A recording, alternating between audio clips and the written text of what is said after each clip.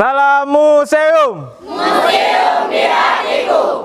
Kami dari SMP Negeri 1 Syambar Garut. Semangat, semangat, semangat.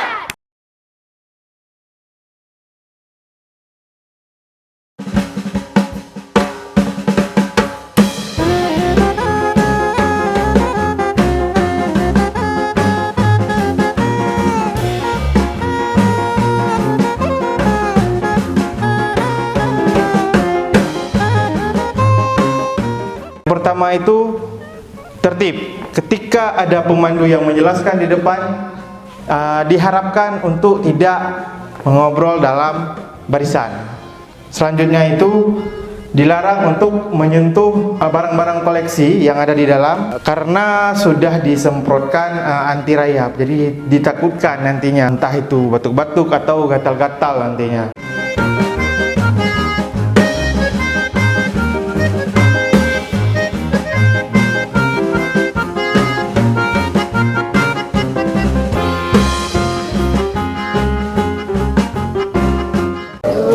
Jadi kerajaan Samudra Pasai ini merupakan sebuah kerajaan Islam pertama, bukan hanya di Aceh, melainkan juga di Indonesia dan di Asia Tenggara. Kerajaan Islam Samudra Pasai ini pernah dipimpin oleh sekitar 24 sultan.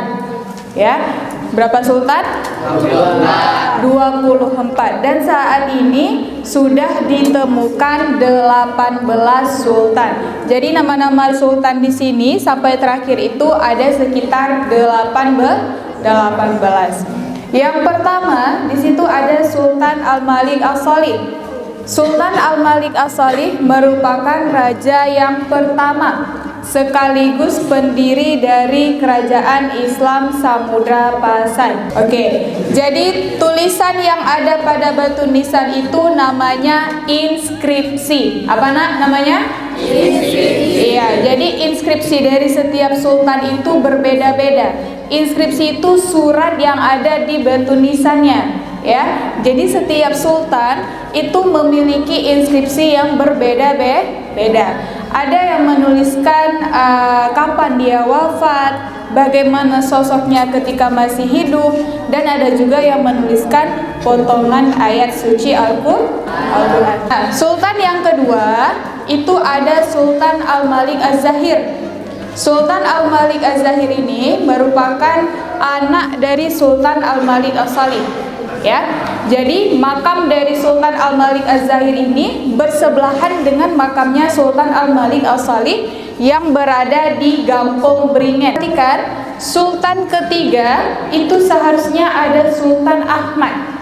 Ya, tetapi karena batu nisan dari Sultan Ahmad ini belum ditemukan, jadi kita belum bisa menulis mengenai riwayat kehidupannya. Ya, tapi yang jelas sultan ketiga itu adalah Sultan Ahmad. Yang keempat barulah Sultan Zainal Abidin. Sultan Zainal Abidin ini merupakan raja yang paling lama memerintah. Dia ini memerintah sekitar 50 tahun. Dan puncak kejayaan dari kerajaan Samudra Pasai itu ada pada masa Kesultanan Zainal Abidin. Ya. Selanjutnya Malikah Nahrasyah. Ya, jadi Malikah Nahrasyah ini merupakan satu-satunya wanita yang pernah memimpin kerajaan Samudra Pasai. Jadi kita memiliki 23 sultan dan memiliki satu sultanah. Ya, jadi dia satu-satunya wanita yang pernah memimpin kerajaan Samudra. Kita ini ada 3 replika nisan. Makna replika itu adalah barang contohan, barang tiruan. Jadi yang teman-teman lihat di depan ini bukanlah benda asli, melainkan benda tiruan. Yang pertama replika nisan marmer dari Sadrul Al-Kabir. Namanya itu Sadrul Al-Kabir Abdullah bin Muhammad Al-Abasi, merupakan satu-satunya tokoh dari garis keturunan paman dan sahabat Rasulullah yang pernah singgah di wilayah Pasai. Ya, Sadrul Al-Kabir ini berasal dari Baghdad.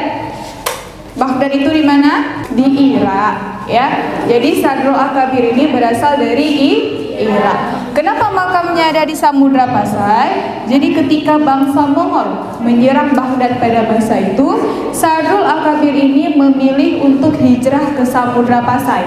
Ya, karena pada masa itu kemegahan dari Kesultanan Pasai ini terdengar sampai seluruh penjuru dunia. Pada masa itu Samudra Pasai terkenal dengan memiliki raja yang adil, kehidupan masyarakatnya sejahtera, sehingga Sahrul Akabir ini memilih untuk hijrah ke Samudra Pasai. Lalu dia menikahi penduduk lokal dari kerajaan Samudra Pasai yang bernama Siti Rahiman. Jadi Sahrul Akabir dan Siti Rahiman ini merupakan sepasang suami istri. Ya. Nah, di sebelah kanan ini ada Nainah Husamuddin. Nainah Husamuddin ini seorang ulama besar dari Persia. Kita mengetahui dia ini berasal dari Persia karena dari batu nisannya ini terdapat syair-syair yang menggunakan bahasa Persia. Selain itu, kata Nainah itu sendiri merupakan gelar kehormatan yang digunakan dalam bahasa Persia. Ya, numismatika ini adalah koleksi mata uang. Terdapat dua jenis koleksi mata uang yang menjadi alat tukar resmi Samudra Pasai. Yang pertama ada dirham.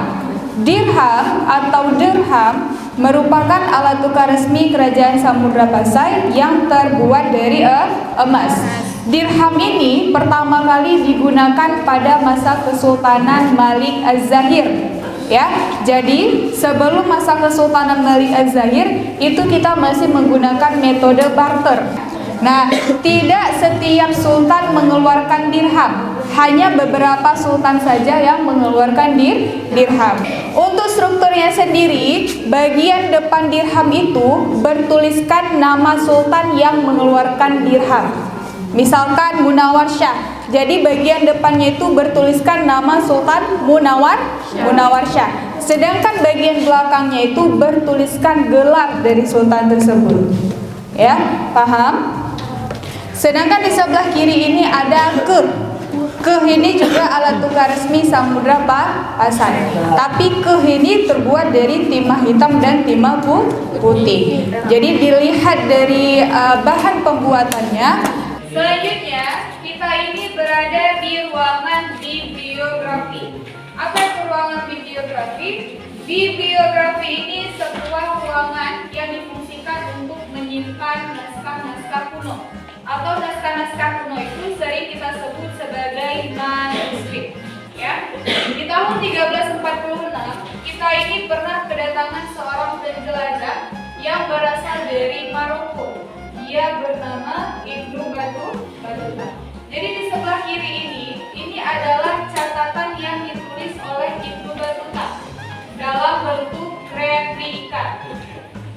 Jadi di sebelah kiri ini merupakan catatan yang ditulis oleh Ibnu Battuta dalam bentuk replika. Sedangkan naskah aslinya itu ada di Museum Prancis. Ya.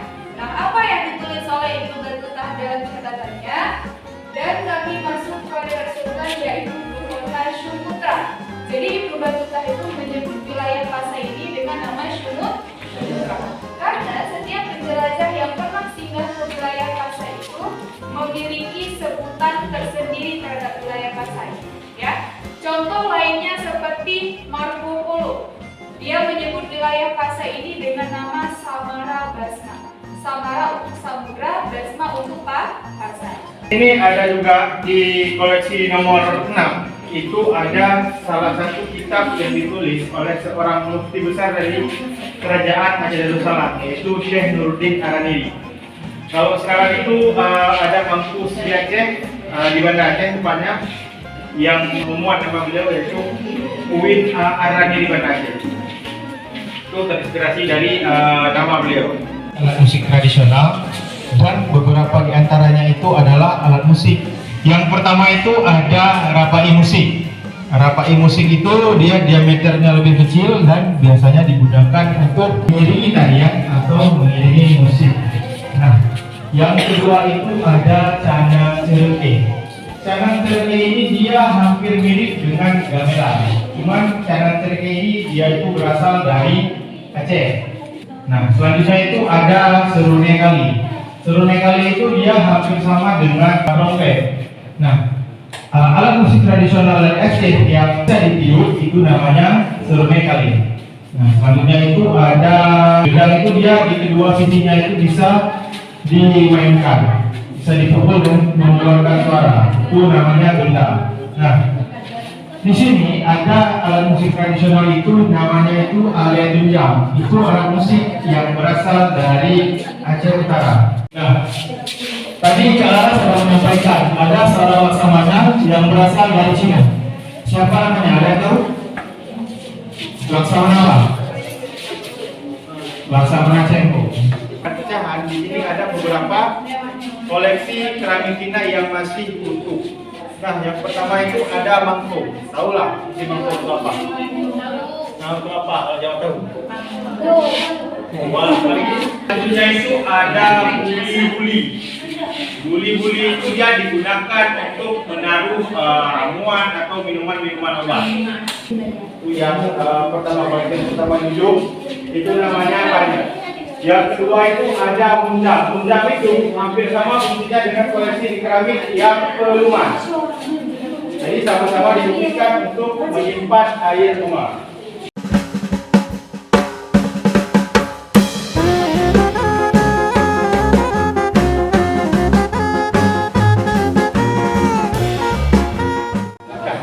Bismillahirrahmanirrahim.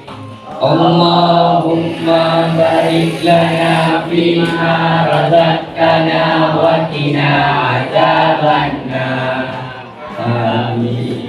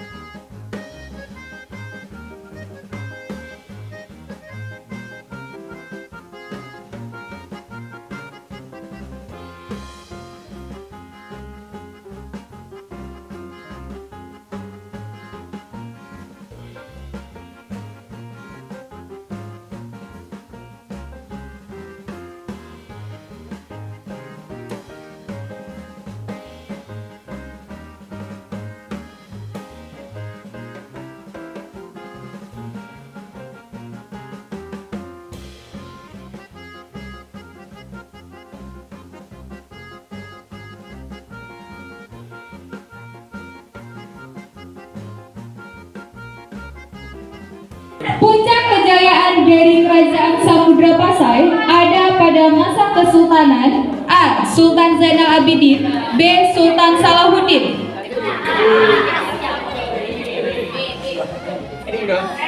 Soal kedua, dirham mulai digunakan pada masa Kesultanan A. Malikah Nahrasyah, B. Sultan Malik Az-Zahir. Soal ketiga, apa nama mahkota khas dari Aceh? A. Patamdo, B. Cupeng. Soal keempat, selain Ibnu Battuta, siapakah penjelajah yang pernah singgah di wilayah Pasai? A. Marco Polo, B. Sulaiman Al-Mahri. Soal kelima, sebutkan salah satu koleksi manuskrip selain yang sudah ditulis di papan. Badel.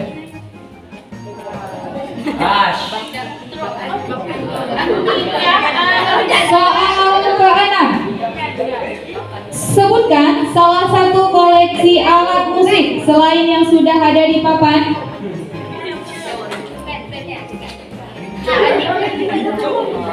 Alat tunjang sudah ada.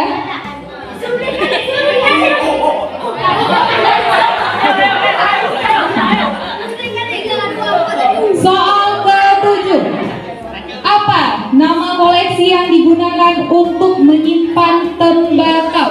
A. Cerupa, B. Sudahan.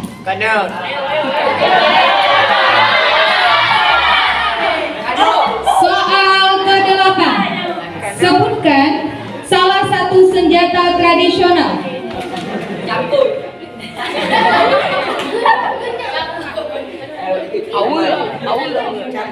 Soal ke-9, di manakah pahlawan Teuku Cut Muhammad dijatuhi hukuman mati?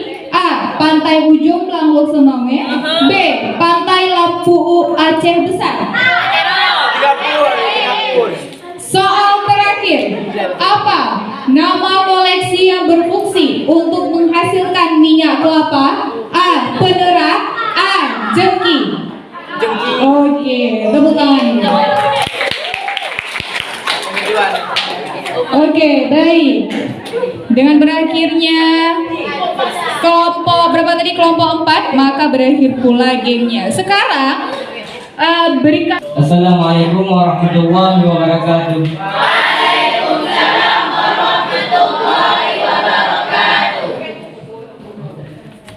Perkenalkan, nama saya Muhammad Siddiq. Saya selaku Ketua OSIS. Saya sangat bahagia pergi ke Museum Aceh Besar. Saudara Pasar, cerah, tenang, dan suasananya sangat dingin. Bisa mendapatkan banyak ilmu, khususnya tentang sejarah perjuangan. Hanya sekian. Assalamualaikum warahmatullahi wabarakatuh. Assalamualaikum warahmatullahi wabarakatuh.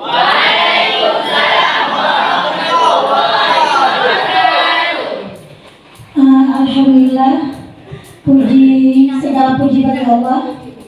Pada hari ini kita diberi kesempatan oleh Allah bisa berkunjung ke Museum Pemuda Pasar ya.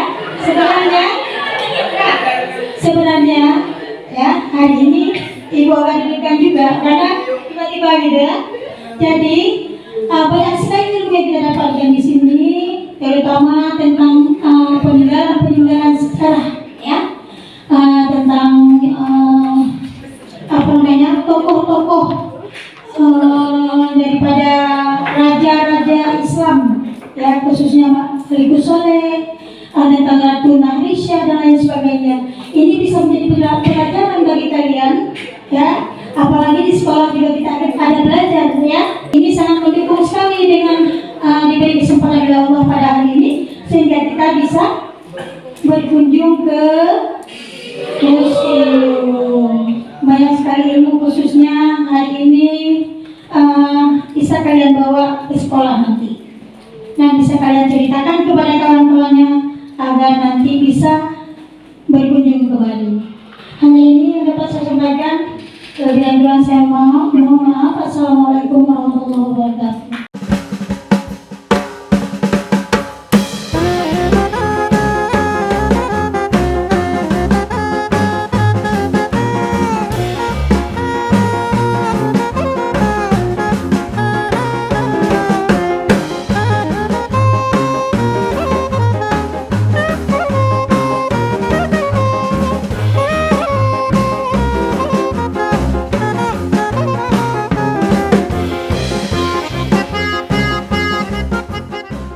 Sallallahu